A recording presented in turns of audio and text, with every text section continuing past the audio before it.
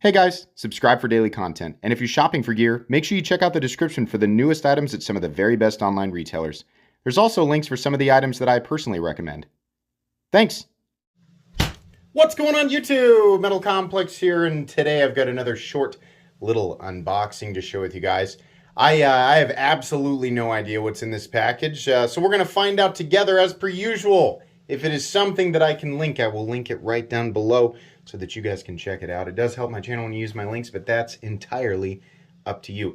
Thanks to whoever sent this. Thanks to my patrons for supporting me, and please make sure to follow me on Instagram at metal_complex. Okay, let's see. It's a single item. There we go. Sharp as ever, that obsidian toenail. Okay, it is heavily... it's fortified. Hang on. Let's see if we can get in here and find out what the heck it is. Yeah. I've run out of things to say, so now we just make noise. What is this? A mate? Knives? Who sent this? I don't remember having a conversation with anybody from this company, and I can't... A mate? Okay.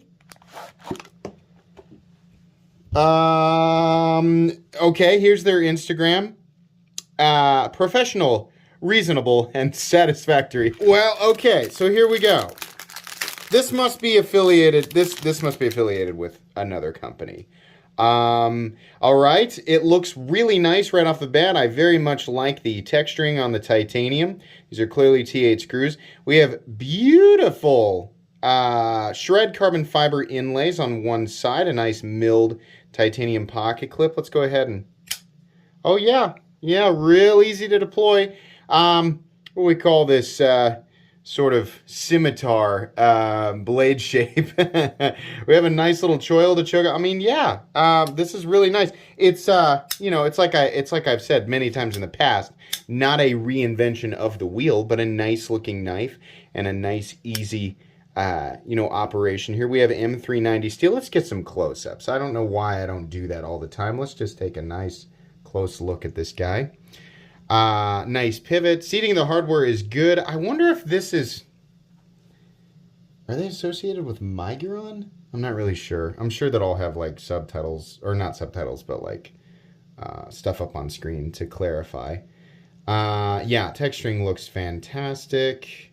Edges look great. The backspacer looks really good. Really nice. Yeah, really like... the look of everything looks really, really nice. This little rhino horn's gonna stick up just a little bit here, but the satin finish on the blade is really good. And yeah, the edge also is fairly thin. We've got a real pointy tip there, but the final cutting bevel looks good. Satin finish looks great. Sorry, I just had to wipe that off there. It's a problem when you zoom in, you can see every last little detail here. Since we're recording in not quite 4K. You guys always ask me, why don't you record in 4K? Because the files are massive, right? I'll give you 1440. Definition should be pretty good. Do we have milling on the inside? We do. We do have milling on the inside. Nice steel lock bar insert. And good lockup geometry, it looks like. Oh yeah, no blade play up, down, left to right, no lock stick. The M on the M390, interesting font there. What's the reason for the hole? Why? Why it has hole? It front flips really well. The combination, you know, that's something that I often point out. If we're going to do a front flipper, give us another option for deployment for those of us who, you know, don't want to. I like front flippers. I do.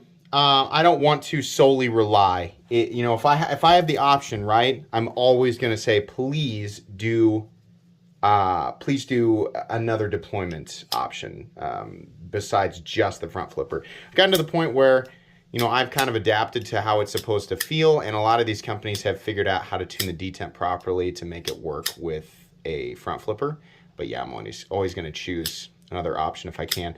Let's go ahead. This is not the review. just an unboxing and first impressions. Let's do a couple of size comparisons and measurements here. Bug Out and Rat 2, that looks like where we're roughly at in terms of size. How about 80, 20.5? There we go. Yeah, it's about in this area. Looks pretty good. Let's go ahead and measure it. Overall length. What is this called? Did I say it? It doesn't actually... Okay. Let's go ahead and measure it. Overall length is coming in at 7, just shy of 7.5 inches. Blade length is 3.3, not bad. Cutting edge, is that right? Yeah. Yeah, 3.3. Cutting edge is about 2.85, thanks to a fairly large forward choil. How about weight? Let's look at that here real quick. The weight on this guy is going to come in at 3.7, not bad. This is an interesting knife. I feel like I've seen lots and lots of things like this, you know. I'm happy. This is the type of thing that makes me happy. Since we're looking at this, there are a lot of things right now that are similar, right? Like this has a fairly unique blade shape, but we've got a lot of stuff out there that's real similar. And it seems like the go-to, I'm using this as a conversation point, obviously. The go-to is to put flat titanium scales on it with no inserts or just anything, no character at all. It's just to go super minimalist, right? And then they're going to charge this crazy, you know, high price tag. This knife is probably fairly expensive, right? It just depends. This feels like a company that I'm not super duper familiar with, so the price probably isn't absolutely insane. But it seems like when companies feel like they can get away with it, they will do flat titanium, no texturing, no inlays, and then they'll be like, you can get it in blue or bronze. Wow, right? That'll be $285. And it's like, if you're going to do that, if you're going to charge that much, you got to give us a little bit extra. So it's nice to see texturing. Doesn't have to be this texturing, but they went ahead and did a little bit more machine work, right? It looks nice. I will always take, I don't know about you guys, I will always take texturing over flat titanium. And then we have a nice milled clip, simple but milled, and then an inlay, right? Just on one side, but it looks nice. I like it. Yeah. Okay. Well, obviously going to have to do a little bit of research here. I will link this down below if I can, but looks pretty good. You'll get a full comprehensive review of this guy here in just a few weeks. Thanks so much to AM8 Knives. I don't remember having a conversation with you, but thank you very much for sending it. Oh, wait. Here we go. AM8 Knives, dedicated to bringing you high and original. There's spaces in here.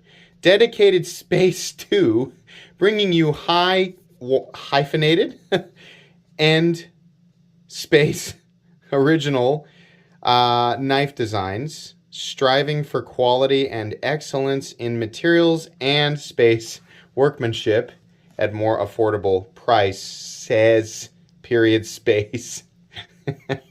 It will be your satisfactory choice. All right.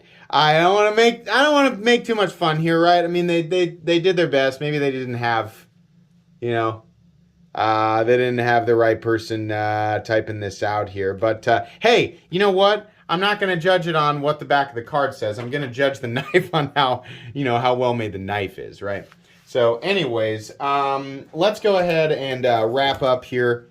Please make sure to follow me on Instagram at metal_complex. If you enjoyed this video, leave a like. If you'd like to check out my other content, I do, of course, have lots of videos of knives that are either expensive or inexpensive that I do or don't like, so check those out. And if you enjoy all my content, go ahead and click on that Metal Complex logo right there and subscribe, because there's definitely more coming. Thanks again for watching, everybody, and have a great day.